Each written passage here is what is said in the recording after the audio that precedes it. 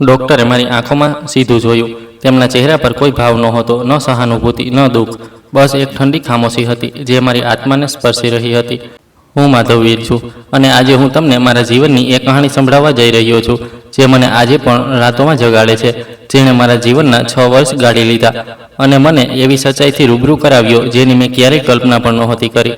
એ doctor મારી તરફ જોઈ રહ્યા હતા અને તેમના હોઠોમાંથી જે શબ્દો નીકળ્યા તે આજે પણ મારા કાનમાં ગૂંજે છે। તેમણે ધીમેથી કહ્યું, પોલીસને બોલાવો। બસ આટલા જ 5 શબ્દો, પણ આ 5 શબ્દોએ મારી આખી દુનિયા ઊંધી કરી નાખી।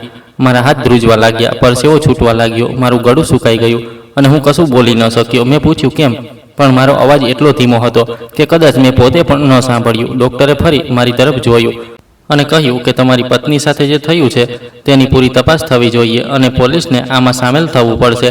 દોસ્તો, કહાનીમાં આગળ વધતા પહેલાં એક નાની વાત કહેવા માગું છું। હું દરરોજ પૂરી મહેનતથી તમારા માટે આવી સાચી અને દિલને સ્પર્શી જતી કહાનીઓ લખીને આવું છું। જો તમને મારું કામ સારું લાગી રહ્યું હોય તો નીચે આપેલા સબસ્ક્રાઇબ બટનને દબાવીને મારો સાથ જરૂર આપો અને જો કહાની પસંદ આવી રહી હોય તો તમારી એક લાઇક અને કોમેન્ટ મારા માટે બહુ મહત્ત્વ રાખે છે। ચાલો હવે કહાનીમાં આગળ વધીએ। હું ત્યાં ઊભો જ રહી ગયો હતો, જાણે કોઈએ મને પથ્થર બનાવી દીધો હોય। મારા મગજમાં હજારો સવાલો ઘૂમી રહ્યા હતા, પણ એક પણ જવાબ નહોતો। પોલીસ કેમ? મારી પત્નીને શું થયું હતું? શું તે ઠીક નથી? શું કોઈ નવી બીમારી છે? મારું હૃદય ઝડપથી ધબકી રહ્યું હતું અને હું તે ડૉક્ટર તરફ એવું જોઈ રહ્યો હતો જાણે તે મને કોઈ બીજી દુનિયાની વાત કહી રહ્યા હોય। તેમણે મને એક ખુરશી પર બેસાડ્યો અને કહ્યું, શાંત થઈ જાઓ મિસ્ટર માધવવીર, મારે તમારી સાથે કેટલીક વાતો કરવી છે। હું બેસી ગયો, પણ મારું શરીર હજી પણ ધ્રુજી રહ્યું હતું। ડૉક્ટરે પોતાની ફાઇલ ખોલી અને મારી તરફ કેટલાક રિપોર્ટ્સ વધાર્યા। તેમણે કહ્યું, તમારી પત્નીની જે તપાસ અમે કરી છે તેમાં કેટલીક વાતો બહુ વિચિત્ર નીકળી છે। મેં પૂછ્યું, શું મતલબ? તે બોલ્યા, તમારી પત્ની જેમને લકવાગ્રસ્ત બતાવવામાં આવે છે તે ખરેખર છે નહીં। મેં સાંભળ્યું પણ સમજી ન શક્યો। મેં ફરી પૂછ્યું, તમે શું કહી રહ્યા છો? ડૉક્ટરે ઊંધો શ્વાસ લીધો અને બોલ્યા, મિસ્ટર માધવવીર, તમારી પત્નીની કરોડરજ્જુમાં કોઈ સમસ્યા નથી। તેમની નસો સંપૂર્ણપણે સ્વસ્થ છે, તેમના મગજમાં કોઈ ઈજા નથી। અમે જેટલી પણ તપાસ કરી છે તે બધી નોર્મલ છે। હકીકતમાં તમારી પત્ની છેલ્લા 6 વર્ષથી તમને ધોકો આપી રહી છે। તે ચાલી શકે છે, બોલી શકે છે, બધું જ કરી શકે છે, પણ તે જાણી જોઈને પોતાને લકવાગ્રસ્ત બતાવી રહી છે। આ સાંભળતા જ મારી દુનિયા થંભી ગઈ। મને લાગ્યું જાણે કોઈએ મારા હૃદયમાં છરી મારી દીધી હોય। હું કશું સમજી શકતો નહોતો। મારી આંખો સામે અંધારું છવાઈ ગયું અને મેં મારું માથું પકડી લીધું। ના, આ જૂઠ છે, આ સાચું ન હોઈ શકે। મારી પત્ની મને ધોકો ન આપી શકે। 6 વર્ષ મેં તેની સેવા કરી છે। મેં મારી નોકરી છોડી દીધી, મારા દોસ્તોને છોડી દીધા, મારું જીવન છોડી દીધું માત્ર તેના માટે, અને આજે તમે મને કહી રહ્યા છો કે તે બધું નાટક હતું? ના, આ ખોટું છે, આ બિલકુલ ખોટું છે। ડૉક્ટરે મારો ખભો પકડ્યો અને કહ્યું, હું જાણું છું કે આ સાંભળવું બહુ મુશ્કેલ છે, પણ આ સચ્ચાઈ છે। અમે ઘણા બધા ટેસ્ટ કર્યા છે અને બધું સ્પષ્ટ છે। તમારી પત્નીને કશું થયું નથી, તે બિલકુલ ઠીક છે અને એટલે જ હું કહી રહ્યો છું કે પોલીસને બોલાવો, કારણ કે આ એક છેતરપિંડીનો મામલો છે। હું ત્યાંથી ઊભો થયો અને બહાર નીકળી આવ્યો। મને હવાની જરૂર હતી, મને વિચારવાની જરૂર હતી। હું હોસ્પિટલની બહાર ઊભો રહી ગયો અને આકાશ તરફ જોવા લાગ્યો। મારી આંખોમાં આંસુ આવી ગયા। 6 વર્ષ, પૂરા 6 વર્ષ, દરરોજ, દર રાત, દરેક પળ મેં તેના માટે જીવ્યો। મેં તેને જમાડી, તેને નવડાવી, તેની દવાઓ આપી, તેની ફિઝિયોથેરાપી કરાવી, ડૉક્ટરો પાસે લઈ ગયો, તેના માટે રડ્યો, તેના માટે દુઆઓ માંગી, અને આજે મને ખબર પડી કે તે બધું જ એક જૂઠું હતું, એક નાટક હતું, એક ધોકો હતો। હું પાછો અંદર ગયો અને ડૉક્ટરને પૂછ્યું, તમને કઈ રીતે ખબર પડી? તેમણે જણાવ્યું કે જ્યારે મેં તમારી પત્નીની તપાસ શરૂ કરી તો કેટલીક વાતો મને વિચિત્ર લાગી, જેમ કે જ્યારે હું તેમના પગમાં સોય ભોંકતો હતો તો તેમની આંખોમાં એક પળ માટે દર્દ દેખાતો હતો, પણ તે તરત સંતાવી દેતા હતા। પછી મેં કેટલાક વધુ ટેસ્ટ કર્યા જે તેમની જાણકારી વગરના હતા। મેં તેમના પાછળથી અચાનક કોઈ વસ્તુ પાડી અને તેમની ગરદન હલકીથી વળી। મેં તેમના હાથમાં કંઈક ગરમ વસ્તુ મૂકી અને તેમણે પોતાનો હાથ હલકો સરખો હટાવ્યો। આ બધી નાની નાની વાતો હતી, પણ બહુ મહત્વપૂર્ણ હતી। પછી મેં રાત્રે નર્સને કહ્યું કે તે ચૂપચાપ તેમને જુએ, અને નર્સે મને જણાવ્યું કે જ્યારે રૂમમાં કોઈ ન હોય ત્યારે તમારી પત્ની પોતાની આંગળીઓ હલાવે છે, પોતાની ગરદન ફેરવે છે અને ક્યારેક તો પથારીમાં પડખું પણ બદલે છે। આ પછી મેં એક ખાસ પ્રકારનો MRI અને નર્વે રિસ્પોન્સ ટેસ્ટ કર્યો અને બધું સ્પષ્ટ થઈ ગયું કે તમારી પત્ની બિલકુલ ઠીક છે। તે જાણી જોઈને આ બધું કરી રહી છે। મને વિશ્વાસ નહોતો આવતો, પણ હવે બધું સાફ હતું। હું મારી પત્નીના રૂમમાં ગયો। તે ત્યાં પથારી પર સૂતી હતી, બિલકુલ એ જ રીતે જેમ છેલ્લા 6 વર્ષથી સૂતી હતી, હલ્યા વગર, બોલ્યા વગર, બસ તેમની આંખો ખુલ્લી હતી અને તે તરફ જોઈ રહી હતી. હું તેમની પાસે ગયો અને તેમનો હાથ પકડ્યો. તે હાથ જે મેં હજારો વખત પકડ્યો હતો, જેને મેં હજારો વખત પસવાર્યો હતો, આજે તે હાથ મને બહુ ભારે લાગી રહ્યો હતો. મેં તેમની તરફ જોયું અને ધીમેથી કહ્યું, કેમ? બસ આટલું જ કેમ? તે મારી સાથે આવું કેમ કર્યું? પણ તેમણે કોઈ જવાબ ન આપ્યો. તે એવી જ રીતે સૂતી રહી, જાણે તેમને કશું સાંભળાતું જ ન હોય. મેં ફરી કહ્યું, મને ખબર પડી ગઈ છે. ડૉક્ટરે બધું જણાવી દીધું છે. તું ઠીક છે, તું ચાલી શકે છે, તું બોલી શકે છે. છતાંય કોઈ જવાબ ન આવ્યો. હું ત્યાંથી બહાર આવ્યો અને એક બેન્ચ પર બેસી ગયો. મારા મગજમાં ઘણું બધું ચાલી રહ્યું હતું. મને અમારા લગ્નની એ સવાર યાદ આવી, જ્યારે અમે બંનેએ એકબીજાને વાયદો કર્યો હતો કે અમે દરેક પરિસ્થિતિમાં સાથે રહીશું. ખુશી હોય કે ગમ, તબિયત હોય કે બીમારી, અમે એકબીજાનો સાથ ક્યારેય નહીં છોડીએ. અને મેં તે વાયદો નિભાવ્યો. જ્યારે તે બીમાર પડી તો મેં તેને ન છોડી. મેં મારું આખું જીવન તેના માટે લગાવી દીધું. પણ આજે મને ખબર પડી કે તે બીમાર હતી જ નહીં. તે મને ધોકો આપી રહી હતી. પણ કેમ? શું મેં તેની સાથે કંઈ ખોટું કર્યું હતું? શું હું એક સારો પતિ નહોતો? શું મેં તેને પ્રેમ નહોતો આપ્યો? આ બધા સવાલો મારા મગજમાં ઘૂમી રહ્યા હતા અને મને કોઈ જવાબ નહોતો મળી રહ્યો. હું પાછો તે દિવસમાં જતો રહ્યો જ્યારે આ બધું શરૂ થયું હતું. એ 6 વર્ષ પહેલાંની વાત છે. એક બિલકુલ સામાન્ય સવાર હતી. હું ઓફિસ જવાની તૈયારી કરી રહ્યો હતો અને મારી પત્ની રસોડામાં નાસ્તો બનાવી રહી હતી. તે હંમેશની જેમ ખુશ હતી, ગણગણી રહી હતી. હું તેની પાસે ગયો અને કહ્યું, આજે મારે ઓફિસમાં એક મોટી મીટિંગ છે, કદાચ મોડો આવીશ. તેણે હસીને કહ્યું, કોઈ વાંધો નહીં, હું રાહ જોઈશ, તમારો મનપસંદ ખાવાનું બનાવીશ. મેં તેને જોઈને સ્મિત કર્યું અને ઓફિસ જતો રહ્યો. બપોરે મને તેનો ફોન આવ્યો.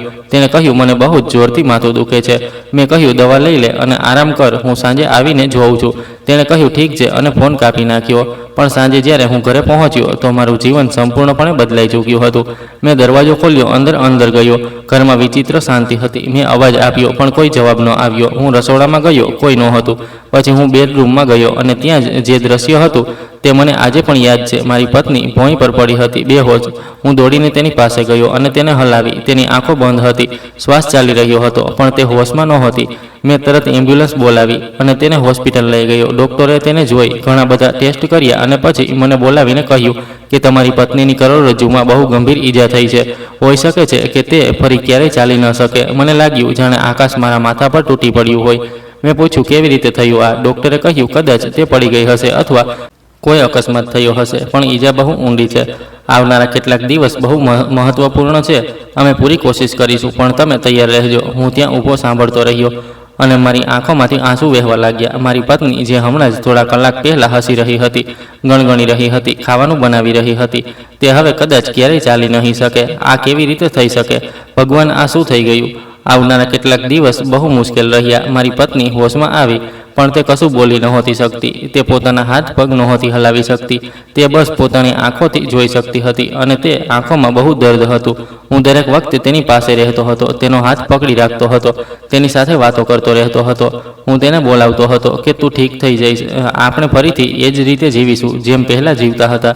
બસ થોડો સમય લાગશે, તું હિંમત ન હાર. ડૉક્ટરોએ ફિઝિયોથેરાપી શરૂ કરી. રોજ ઘણા કલાક તેના હાથ પગ હલાવવામાં આવતા, એક્સરસાઇઝ કરાવવામાં આવતી, દવાઓ આપવામાં આવતી, પણ કોઈ સુધારો નહોતો થઈ રહ્યો.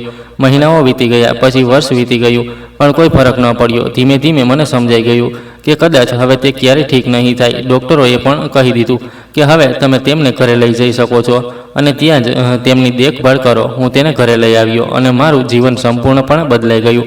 મેં મારી નોકરીમાંથી રજા લીધી. પહેલાં વિચાર્યું કે કેટલાક મહિનાઓ માટે લઈશ, પણ પછી સમજાયું કે આ તો લાંબુ ચાલવાનું છે, એટલે મેં નોકરી જ છોડી દીધી. મારી પાસે કેટલાક પૈસા બચ્યા હતા, તેનાથી જ ઘર ચાલવા લાગ્યું. સવારે હું ઉઠતો, સૌથી પહેલાં તેની પાસે જતો, તેને ગુડ મોર્નિંગ બોલતો. તે પોતાની આંખોમાંથી મને જોતી. હું તેને પથારીમાં ઉઠાવતો, વ્હીલચેર પર બેસાડતો, પછી તેને નવડાવતો, કપડાં પહેરાવતો, તેના વાળ બનાવતો અને પછી તેને નાસ્તો કરાવતો. ચમચીથી એક એક કોળીઓ ધીમે ધીમે. ક્યારેક તે ખાવાનું ગળી ન શકતી તો હું તેને પાણી પીવડાવતો, પછી તેની દવાઓ આપતો, પછી તેને હોલમાં લઈ જતો અને ટીવી સામે બેસાડતો. હું વિચારતો હતો કે કદાચ કંઈક જોઈને તેનું મન બહેલાઈ જશે. પછી હું ઘરનું કામ કરતો, વાસણો ધોતો, કપડાં ધોતો, ખાવાનું બનાવતો, સફાઈ કરતો. બપોરે તેને લંચ કરાવતો, પછી તેને સુવડાવતો. તે સૂઈ જતી અને હું થોડીવાર આરામ કરતો. સાંજે ફરી એ જ બધું, ચા, સ્નેક્સ, ટીવી, વાતો, રાત્રે ડિનર, પછી તેને સુવડાવવી. તેની પોઝિશન બદલવી, જેથી તેને બેડ સોર્સ ન થાય. રાત્રે ઘણીવાર ઉઠવું, ચેક કરવું કે તે ઠીક છે કે નહીં, અને પછી સવારે ફરી એ જ બધું. આ મારી રૂટીન બની ગઈ. રોજ દરરોજ કોઈ બદલાવ વિના મારા દોસ્તો ધીમે ધીમે મારાથી દૂર થતા ગયા. તેઓ સમજી નહોતા શકતા કે હું કેવી રીતે જીવી રહ્યો છું. કેટલાક લોકો મને કહેતા હતા કે તું તેને કોઈ નર્સિંગ હોમમાં મૂકી દે, ત્યાં લોકો છે જે તેની દેખભાળ કરી શકે છે, તું તારું જીવન જીવ. પણ હું ક્યારેય એવું નહોતો વિચારી શકતો. તે મારી પત્ની હતી. મેં તેને પ્રેમ કર્યો હતો, તેને લગ્ન કર્યા હતા, તેને વાયદો કર્યો હતો કે હું દરેક હાલતમાં તેનો સાથ આપીશ, અને હું તે વાયદો નિભાવી રહ્યો હતો. કેટલાક લોકો મને જોઈને રડતા હતા, કહેતા હતા કે તું બહુ સારો માણસ છે, તું ભગવાન જેવો છે, તારી પત્ની બહુ ભાગ્યશાળી છે જેને તારા જેવો પતિ મળ્યો. મને આ બધું સાંભળીને સારું લાગતું હતું, પણ અંદરથી હું બહુ દુઃખી હતો. હું રોજ રાત્રે એકલો રડતો હતો, વિચારતો હતો કે કાશ તે ઠીક થઈ જાય, કાશ આપણે ફરીથી એ જ રીતે જીવી શકીએ જેમ પહેલાં જીવતા હતા. પણ પછી હું પોતાને સમજાવતો કે ના, આ મારી જવાબદારી છે, મારે મજબૂત બનવું પડશે, મારે તેનો સહારો બનવું પડશે. વર્ષો વીતતા ગયા. 1 વર્ષ, 2 વર્ષ, 3 વર્ષ, 4 વર્ષ, 5, 6 વર્ષ. દરેક વર્ષે એવું જ હતું, કોઈ બદલાવ નહીં, કોઈ સુધારો નહીં. મારું જીવન થંભી ગયું હતું. પણ હું ચાલતો રહ્યો, હું તેની દેખભાળ કરતો રહ્યો. ક્યારેક મને લાગતું હતું કે હું પણ બીમાર થઈ જઈશ, હું પણ તૂટી જઈશ. પણ પછી હું તેને જોતો, તેની લાચાર આંખોને જોતો, અને મને લાગતું કે ના, મારે મજબૂત રહેવું છે. જો હું તૂટી ગયો તો તેનું શું થશે? મારા પરિવારવાળા પણ મારાથી દૂર થઈ ગયા હતા. શરૂઆતમાં તે આવતા હતા, પૂછતા હતા, મદદ કરતા હતા, પણ ધીમે ધીમે તે પણ પોતાના જીવનમાં વ્યસ્ત થઈ ગયા. ક્યારેક ફોન આવતો, પૂછતા કે કેમ છે, કેવી છે, અને પછી ફોન કાપી દેતા. હું સમજતો હતો કે તેમને પણ પોતાનું જીવન જીવવું હતું. તે હંમેશા મારી સાથે ન રહી શકે, પણ છતાંય દિલમાં એક પીડા ઊભી થતી હતી. લાગતું હતું કે કાશ કોઈ હોત જે મને સમજતો, જે મારી સાથે વાત કરતો, જે મને કહેતો કે તું સારું કરી રહ્યો છે. પણ પછી કેટલીક નાની નાની વાતો થવા લાગી જે મને વિચિત્ર લાગી. શરૂઆતમાં મેં ધ્યાન ન આપ્યું, પણ ધીમે ધીમે તે વાતો મારા મગજમાં ઘર કરવા લાગી. જેમ કે એકવાર હું રસોડામાં હતો અને મેં જોરથી એક વાસણ પાડી દીધું. અવાજ બહુ જોરથી હતો. મેં તરત હોલ તરફ જોયું અને મને લાગ્યું કે મારી પત્નીની ગરદન થોડીક વળી હતી, જાણે તેણે અવાજ સાંભળીને જોવાની કોશિશ કરી હોય. પણ પછી તે પાછી એવી જ થઈ ગઈ. મેં વિચાર્યું કે કદાચ મને ગેરસમજ થઈ, કદાચ હું વધારે વિચારી રહ્યો છું. એકવાર હું તેના રૂમમાં ગયો અને જોયું કે તેની આંગળીઓ હલકીથી હલી. હું ચોંકી ગયો. મેં તેની પાસે જઈને કહ્યું, શું તારી આંગળી હલી? શું તને કંઈ મહેસૂસ થઈ રહ્યું છે? પણ પછી કશું ન થયું. તે એવી જ પડી રહી. મેં વિચાર્યું કદાચ મને ભ્રમ થયો, કદાચ હું બહુ થાકી ગયો છું અને મને આરામની જરૂર છે. પણ આવી વાતો વારંવાર થવા લાગી. એક રાત હું તેને જમાડી રહ્યો હતો. મેં ચમચી તેના મોં પાસે લાવી અને તેણે પોતાનું મોં હલકું ખોલ્યું. આ વાત મને બહુ વિચિત્ર લાગી, કારણ કે પહેલાં મારે તેનું મોં ખોલવું પડતું હતું. હું પોતે તેના હોઠ ખોલીને ખાવાનું નાખતો હતો, પણ આજે તેણે પોતે મોં ખોલ્યું. મેં વિચાર્યું કદાચ આ સારી વાત છે, કદાચ તે ઠીક થઈ રહી છે. પણ પછી મને ડર લાગ્યો. ડર એ વાતનો કે જો આ સાચું છે તો મારે બહુ ખુશ થવું જોઈએ. પણ હું ખુશ કેમ નથી થઈ રહ્યો? હું કેમ ડરી રહ્યો છું? કેમ મારા મનમાં શંકા આવી રહી છે? મેં પોતાને સમજાવ્યો કે ના, તું ખોટું વિચારી રહ્યો છે. તારી પત્ની બીમાર છે, તે તને ધોકો ન આપી શકે, તે એવું ન કંઈ કરી શકે. તું બસ થાકી ગયો છે, તને આરામ જોઈએ છે. અને હું ચૂપ થઈ ગયો. પછી એક દિવસ હું બહાર ગયો હતો કંઈક સામાન લેવા માટે. મેં વિચાર્યું કે જલ્દીથી પતી જાય તો સારું છે. હું ઉતાવળમાં હતો એટલે મેં મારી ચાવી ઘરમાં જ છોડી દીધી. જ્યારે હું પાછો આવ્યો તો દરવાજો બંધ હતો. મેં ઘંટડી વગાડી પણ કોઈ જવાબ ન આવ્યો. મેં ફરીથી વગાડી, છતાંય કશું નહીં. પછી મને યાદ આવ્યું કે મારી પત્ની તો અંદર છે, પણ તે દરવાજો ખોલી ન શકે. મેં પડોશી પાસે ચાવી માંગી. પડોશીએ મને એક્સ્ટ્રા ચાવી આપી, જે મેં તેને ઇમરજન્સી માટે આપી હતી. હું અંદર ગયો અને મને બધું નોર્મલ લાગ્યું. મારી પત્ની વ્હીલચેર પર બેઠી હતી, ટીવી ચાલી રહ્યો હતો. બધું એવું જ હતું, પણ મને એક વાત વિચિત્ર લાગી. મારી પત્નીની વ્હીલચેરની પોઝિશન બદલાયેલી હતી. સવારે મેં તેને હોલની ડાબી બાજુ રાખી હતી, પણ હવે તે જમણી બાજુ હતી. મેં વિચાર્યું કદાચ મને યાદ નથી, કદાચ મેં જ તેને ત્યાં મૂકી હતી. પણ પછી મને પૂરો વિશ્વાસ હતો કે મેં તેને ડાબી બાજુ મૂકી હતી. તો પછી આ જમણી બાજુ કેવી રીતે આવી? બીજું કોઈ તો ઘરમાં નહોતું, તો પછી કઈ રીતે? મેં પોતાની જાતને પૂછ્યું. અને પછી એક ડરામણો ખ્યાલ આવ્યો, શું મારી પત્નીએ પોતે તેને હલાવી? પણ આ કેવી રીતે થઈ શકે? તે તો હલી ન શકે. પછી પોતાને સમજાવ્યો કે ના, આ અશક્ય છે. કદાચ મને જ ખોટું યાદ છે. પણ હવે મારા મનમાં શંકા ઘર કરવા લાગી હતી. હું તેને જોતો અને વિચારતો કે શું તે ખરેખર બીમાર છે? શું તે ખરેખર કશું નથી કરી શકતી? હું તેની આંખોમાં જોતો અને મને લાગતું કે તે આંખોમાં કંઈક છુપાયેલું છે, કોઈ રાજ છે જે તે મારાથી નથી જણાવી રહી. પણ પછી હું પોતાને વઢતો કહેતો કે શું તું વિચારી રહ્યો છે? આ તારી પત્ની છે, તેણે તારી સાથે 6 વર્ષ વિતાવ્યા છે. પથારી પર પડ્યા. તે તને ધોકો ન આપી શકે. આ તારું મગજ છે જે થાકી ગયું છે અને ખોટી વાતો વિચારી રહ્યું છે. પણ છતાંય શંકા બની રહી. એક દિવસ મેં એક ટેસ્ટ કરાવવાનું વિચાર્યું. હું તેના રૂમમાં ગયો અને કહ્યું કે હું બહાર જઈ રહ્યો છું, 2 કલાકમાં આવીશ. મેં જોરથી દરવાજો બંધ કર્યો અને બહાર ગયો. પણ હું ગયો નહીં. હું ચૂપચાપ ઘરની બહાર ઊભો રહી ગયો અને બારીમાંથી અંદર જોવાનો પ્રયત્ન કરવા લાગ્યો. મેં જોયું કે મારી પત્ની એવી જ પડી છે, કોઈ હલચલ નહીં. 10 મિનિટ વીતી ગઈ, 20 મિનિટ વીતી ગઈ, કશું ન થયું.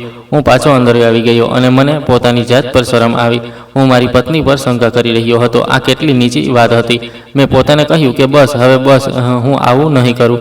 હું તેના પર વિશ્વાસ કરીશ. પણ પછી એક ઘટના થઈ જેણે બધું બદલી નાખ્યું.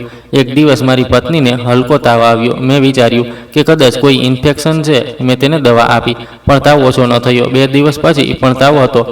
તો મેં ડૉક્ટરને બોલાવ્યા. તે ઘરે આવ્યા. તેમણે ચેક કર્યું અને કહ્યું કે તેને હોસ્પિટલ લઈ જવી પડશે, કેટલાક ટેસ્ટ કરવા પડશે.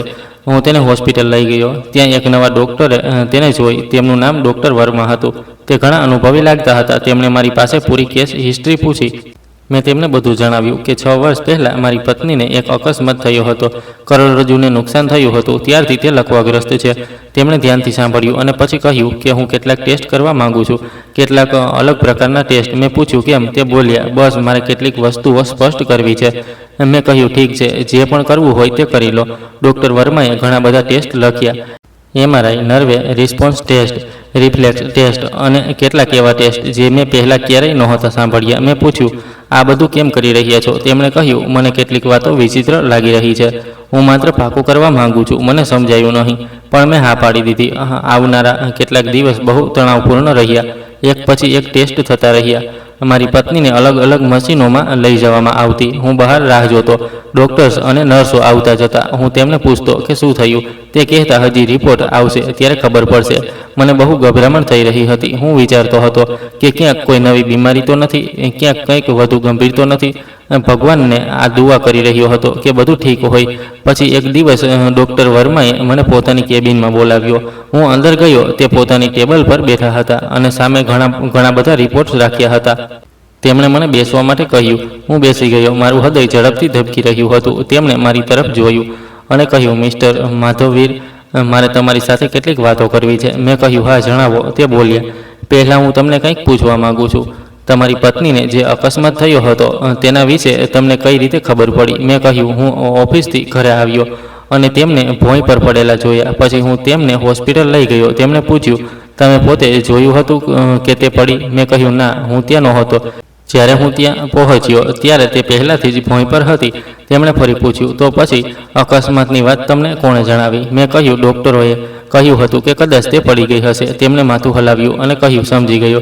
પછી તેમણે મને તે રિપોર્ટ્સ બતાવ્યા. ડૉક્ટર વર્માએ કહ્યું, મિસ્ટર માધવવીર, મેં તમારી પત્નીના બધા ટેસ્ટ બહુ ધ્યાનથી કર્યા છે. મેં તેમની કરોડરજ્જુનો MRI કર્યો, તેમની નસોની તપાસ કરી, તેમના મગજનો સ્કેન કર્યો અને કેટલાક એવા ટેસ્ટ કર્યા જે જણાવે છે કે કોઈ વ્યક્તિ સાચેમાં લકવાગ્રસ્ત છે કે નહીં. મેં પૂછ્યું અને તે બોલ્યા, અને બધા ટેસ્ટ જણાવે છે કે તમારી પત્નીની કરોડરજ્જુમાં કોઈ સમસ્યા નથી.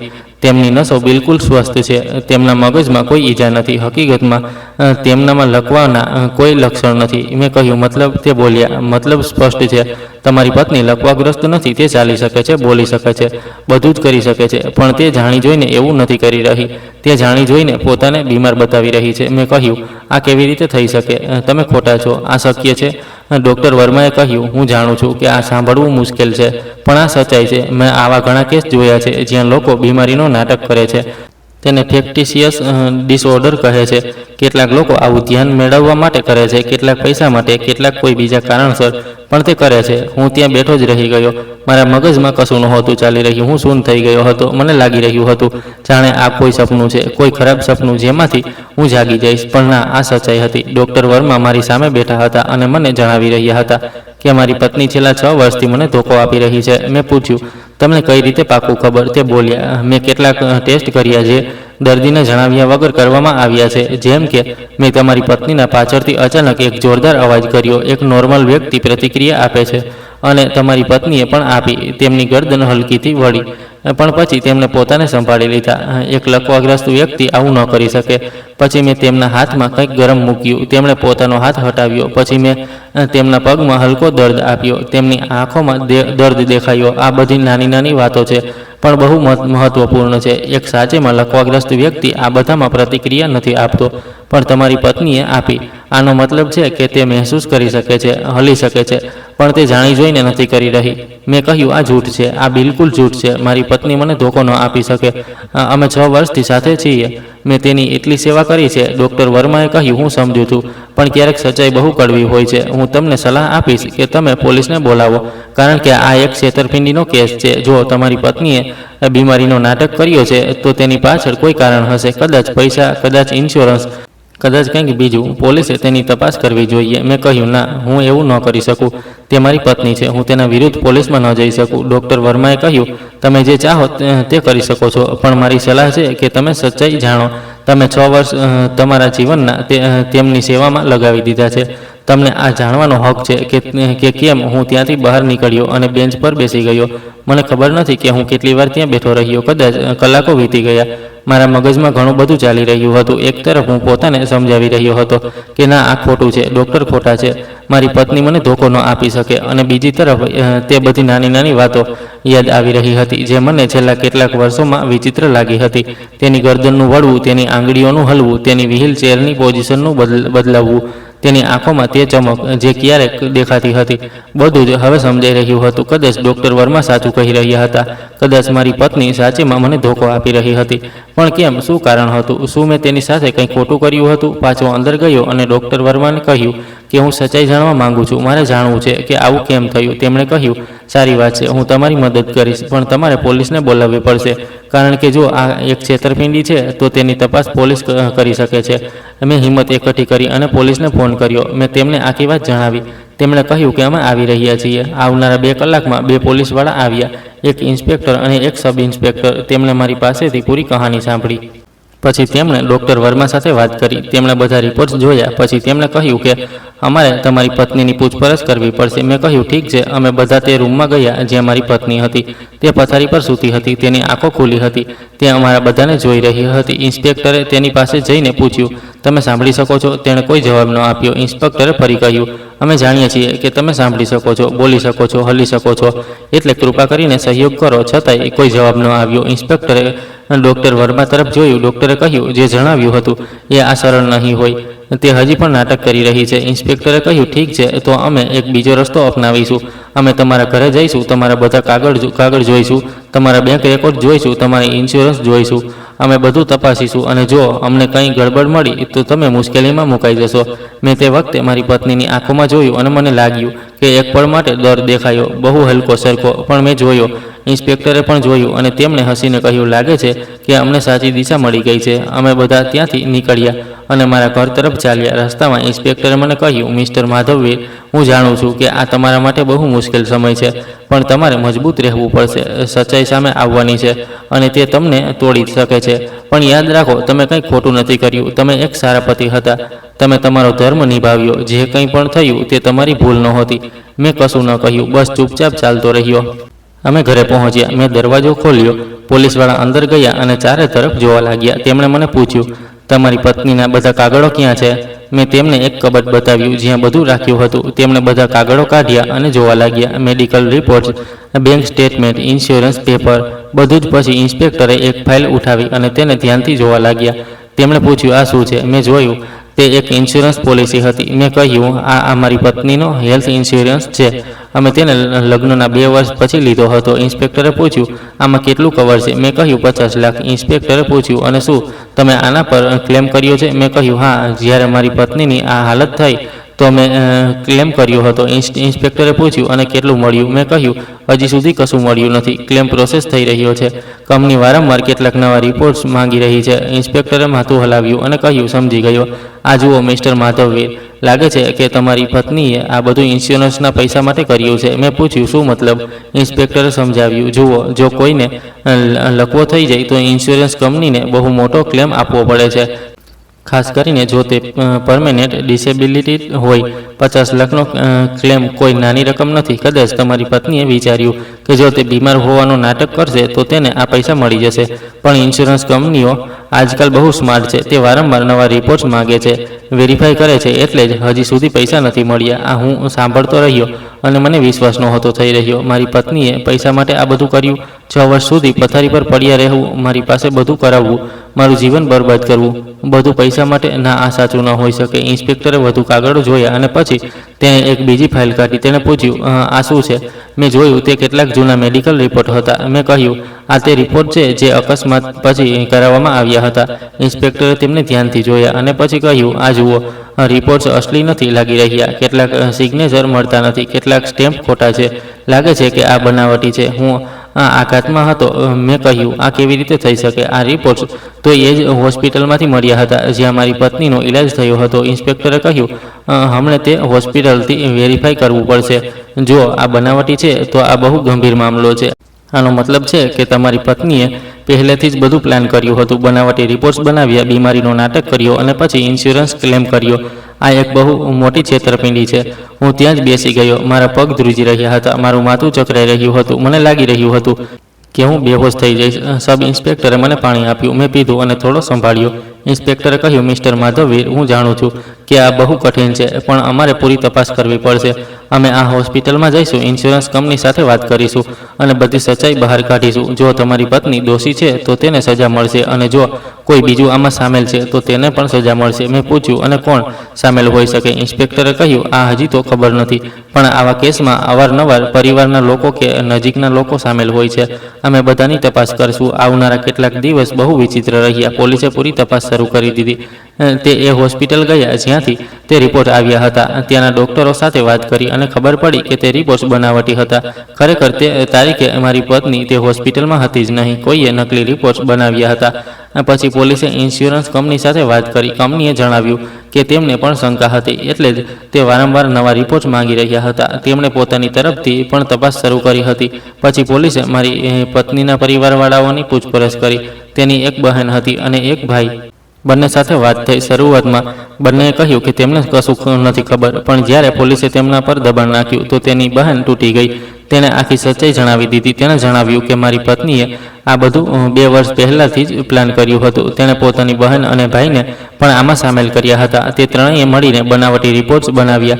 એક ડૉક્ટરને પૈસા આપીને તેની મદદ લીધી અને પછી મારી પત્નીએ બીમાર હોવાનો નાટક શરૂ કરી દીધો. પ્લાન એ હતો કે તે 6 મહિના સુધી બીમાર હોવાનો નાટક કરશે, ઇન્સ્યોરન્સના પૈસા આવી જશે, પછી ધીમે ધીમે ઠીક થવાનો નાટક કરશે અને પછી પૈસા લઈને ત્રણેય ભાગી જશે. પણ ઇન્સ્યોરન્સ કંપનીએ પૈસા આપવામાં મોડું કરી દીધું, એટલે નાટક 6 વર્ષ સુધી ચાલતું રહ્યું. હું આ બધું સાંભળી રહ્યો હતો અને મને વિશ્વાસ નહોતો થઈ રહ્યો. મારી પત્ની, જેને મેં પ્રેમ કર્યો, જેની સાથે મેં લગ્ન કર્યા, જેની મેં 6 વર્ષ સેવા કરી, તે મને ધોકો આપી રહી હતી માત્ર પૈસા માટે, અને તેના પરિવારવાળા પણ આમાં સામેલ હતા. બધા મળીને મારી સાથે રમી રહ્યા હતા, મારા જીવન સામે રમી રહ્યા હતા. મને બહુ ગુસ્સો આવ્યો, બહુ દુઃખ થયું. હું રડ્યો, બહુ રડ્યો, પણ પછી મેં પોતાને સંભાળ્યો. મેં વિચાર્યું કે હવે મારે મજબૂત બનવું પડશે, હવે મારે ન્યાય માટે લડવું પડશે. પોલીસે મારી પત્ની, તેની બહેન, તેના ભાઈ અને તે ડૉક્ટરની ધરપકડ કરી લીધી. બધા વિરુદ્ધ કેસ નોંધ્યો. છેતરપિંડી, બનાવટી દસ્તાવેજ, ઇન્સ્યોરન્સ ફ્રોડ, બધું જ. જ્યારે પોલીસ મારી પત્નીને પકડવા આવી ત્યારે એક વિચિત્ર વાત થઈ. જ્યારે તેમણે તેને કહ્યું કે તમે ધરપકડમાં છો, તમારે અમારી સાથે ચાલવું પડશે, તો તે પથેરીમાંથી ઉઠી. હા દોસ્તો, તે પોતે ઉઠી, પોતાના પગ પર ઊભી થઈ અને ચાલીને પોલીસ સાથે જતી રહી. 6 વર્ષમાં પહેલીવાર મેં તેને ચાલતા જોઈ, પહેલીવાર મેં તેને ઊભી જોઈ, અને તે વખતે મને જે મહેસૂસ થયું તે હું શબ્દોમાં વર્ણવી નથી શકતો. એક તરફ ખુશી હતી કે તે ચાલી શકે છે, અને બીજી તરફ બહુ ઊંડો દર્દ હતો કે તેણે મને 6 વર્ષ સુધી ધોકો આપ્યો. હું ત્યાં ઊભો જ રહી ગયો અને જોતો રહ્યો જ્યાં સુધી તે પોલીસની ગાડીમાં બેસી ન ગઈ. તેણે એકવાર પણ મારી તરફ ન જોયું, એકવાર પણ નહીં.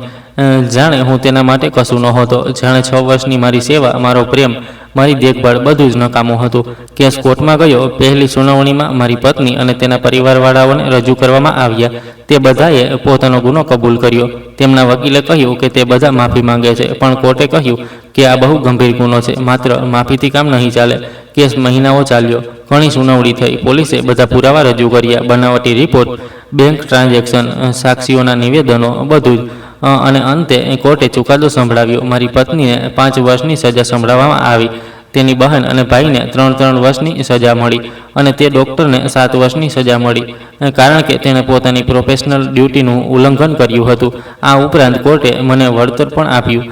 કોર્ટે કહ્યું કે મિસ્ટર માધવવીર સાથે બહુ મોટો અન્યાય થયો છે. તેમણે પોતાના જીવનના 6 વર્ષ બરબાદ કર્યા, પોતાની નોકરી છોડી, પોતાની ખુશીઓ છોડી, માત્ર પોતાની પત્નીની સેવા માટે, અને બદલામાં તેમને ધોખો મળ્યો. એટલે દોષીઓએ મિસ્ટર માધવવીરને વળતર આપવું પડશે. ચુકાદો સાંભળ્યા પછી હું કોર્ટમાંથી બહાર આવ્યો. મીડિયાવાળા મારી પાસે આવ્યા, માઇક લગાવ્યા, કેમેરા લગાવ્યા, સવાલ પૂછવા લાગ્યા. તમને કેવું લાગી રહ્યું છે? શું તમે ખુશ છો? શું તમે તમારી પત્નીને માફ કરશો? મેં કશું ન કહ્યું, બસ ચૂપચાપ ત્યાંથી ચાલ્યો આવ્યો.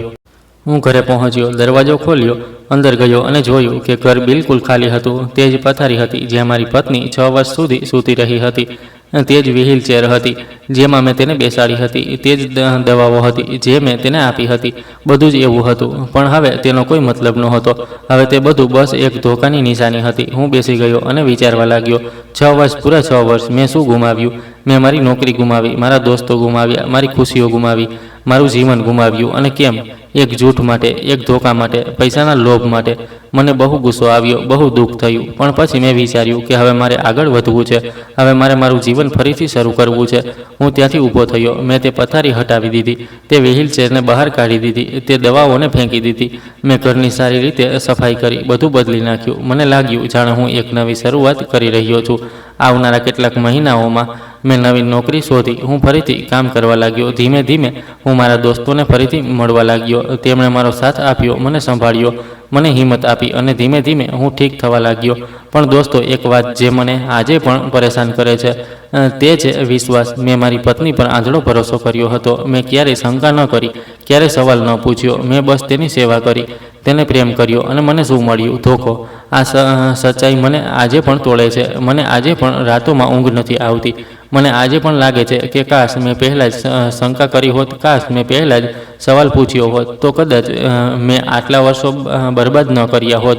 પણ હવે જે થઈ ગયું તે થઈ ગયું. હવે હું બસ એટલું શીખી શકું છું કે ભરોસો કરવો સારી વાત છે, પણ આંધળો ભરોસો કરવો ખતરનાક છે. પ્રેમ કરવો સારી વાત છે, પણ પોતાને ગુમાવી દેવું ખોટું છે. ત્યાગ કરવો પુણ્ય છે, પણ ત્યારે જ જ્યારે તે સચ્ચાઈ પર આધારિત હોય.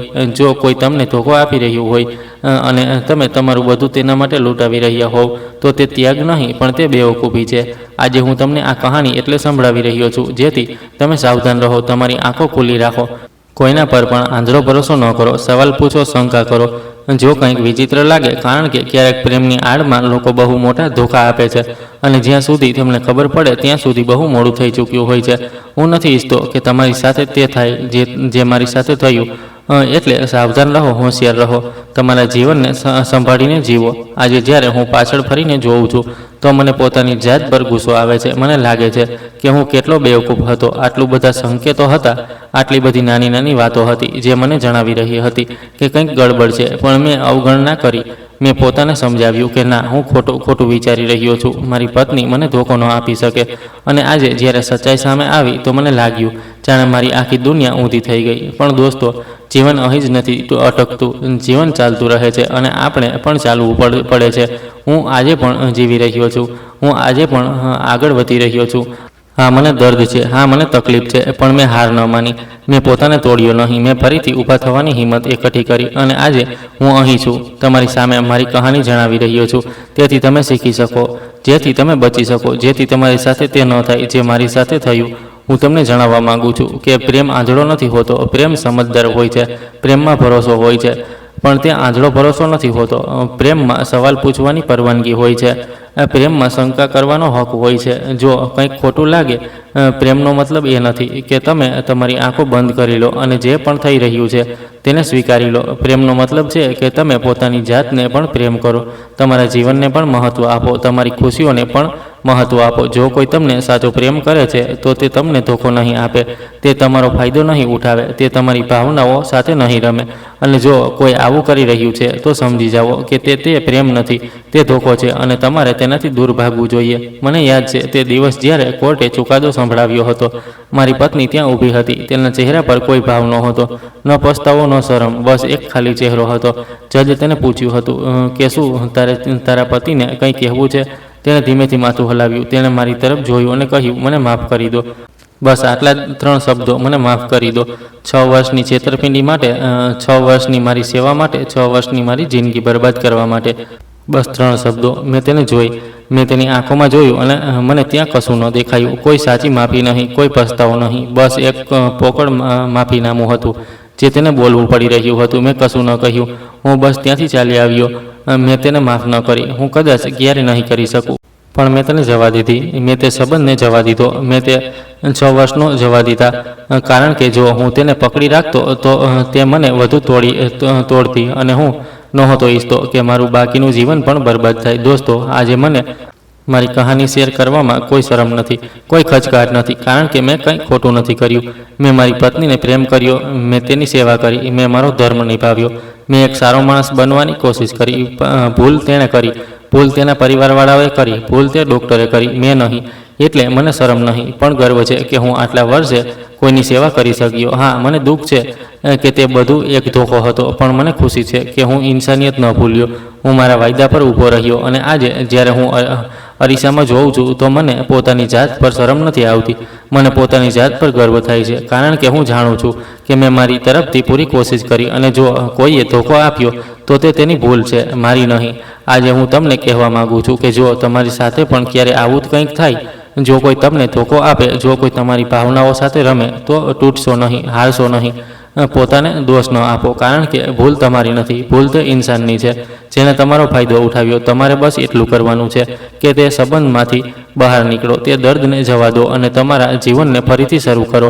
હા, શરૂઆત મુશ્કેલ હશે, હા દર્દ થશે, હા રાતોમાં ઊંઘ નહીં આવે, પણ ધીમે ધીમે બધું ઠીક થઈ જશે. ધીમે ધીમે તમે ફરીથી હસવા લાગશો, ધીમે ધીમે તમે ફરીથી જીવવા લાગશો. બસ હિંમત ન હારશો, પોતાની જાત પર વિશ્વાસ રાખો અને આગળ વધતા રહો, કારણ કે જીવન બહુ સુંદર છે અને તમે તેને જીવવાના હકદાર છો. મને આજે પણ યાદ છે તે પળ જ્યારે ડૉક્ટર વર્માએ મને કહ્યું હતું કે પોલીસને બોલાવો. તે પળે મારું જીવન બદલાઈ ગયું હતું, પણ આજે જ્યારે હું પાછળ ફરીને જોઉં છું તો મને લાગે છે કે કદાચ તે બદલાવ જરૂરી હતો, કદાચ તે સચ્ચાઈનું સામે આવવું જરૂરી હતું. નહીંતર હું મારું આખું જીવન એક જૂઠમાં જીવતો રહેતો. હું મારું આખું જીવન એક એવી ઇન્સાનની સેવા કરતો રહેતો જે મને ધોકો આપી રહી હતી, અને પછી એક દિવસ જ્યારે સચ્ચાઈ સામે આવતી તો કદાચ હું વધુ તૂટી જાત. એટલે હું ડૉક્ટર વર્માનો આભારી છું કે તેમણે સચ્ચાઈને સામે લાવી. હું તેમનો આભારી છું કે તેમણે મને તે જૂઠમાંથી બહાર કાઢ્યો અને આજે હું એક નવું જીવન જીવી રહ્યો છું. એક એવું જીવન જે સચ્ચાઈ પર આધારિત છે, જે ખુશીઓથી ભરેલું છે, જે મારું પોતાનું છે. દોસ્તો, હું મારી કહાની અહીં પૂરી કરું છું, પણ એક છેલ્લી વાત કહેવા માગું છું. પ્રેમ કરો, ત્યાગ કરો, સેવા કરો, પણ તમારી આંખો ખુલ્લી રાખો, તમારું દિમાગ વાપરો. આ આંધળા ભરોસામાં તમારું જીવન ન ગુમાવો, કારણ કે જીવન એકવાર મળે છે અને દરેક પળ કિંમતી છે. તેને નકામી વસ્તુઓમાં બરબાદ ન કરો, તેને ખોટા સંબંધોમાં ન ગુમાવો, તેને ધોખેબાજ લોકોને ન આપો. તમારું જીવનને પોતે જીવો, ખુશીઓથી જીવો, સચ્ચાઈથી જીવો, અને હંમેશા યાદ રાખો કે સૌથી જરૂરી ઇન્સાન તમે પોતે છો. જો તમે પોતાની જાતને પ્રેમ નહીં કરો, જો તમે પોતાની જાતને મહત્ત્વ નહીં આપો, તો કોઈ બીજું પણ નહીં આપે. એટલે પોતાનું ધ્યાન રાખો, તમારા જીવનનું ધ્યાન રાખો અને હંમેશા ખુશ રહો. તો દોસ્તો, આ હતી મારી કહાની, માધવ વીરની કહાની. એક એવા ઇન્સાનની કહાની જેને પ્રેમમાં આંધળો થઈને પોતાના જીવનના 6 વર્ષ ગુમાવી દીધા, પણ પછી હિંમત એકઠી કરીને સચ્ચાઈનો સામનો કર્યો અને આગળ વધ્યો. હવે હું તમારી પાસેથી જાણવા માગું છું કે તમને શું લાગે છે? શું મેં સાચું કર્યું? શું મારે પહેલાં જ શંકા કરવી જોઈતી હતી? શું મારે મારી પત્નીને માફ કરી દેવી જોઈતી હતી? તમારો અભિપ્રાય કોમેન્ટ બોક્સમાં જરૂર લખજો અને એ પણ જણાવજો કે તમે આ કહાની ભારતના કયા શહેરથી સાંભળી રહ્યા છો. જો કહાની તમને પસંદ આવી હોય તો લાઈક કરો, શેર કરો અને ચેનલને સબસ્ક્રાઈબ કરવાનું ન ભૂલશો, કારણ કે હું રોજ આવી જ સાચી અને દિલને સ્પર્શી જતી કહાનીઓ લઈને આવું છું. તો મળીએ આગલી કહાનીમાં. ત્યાં સુધી ખુશ રહો, સ્વસ્થ રહો અને હંમેશા સચ્ચાઈની સાથે રહો. આભાર.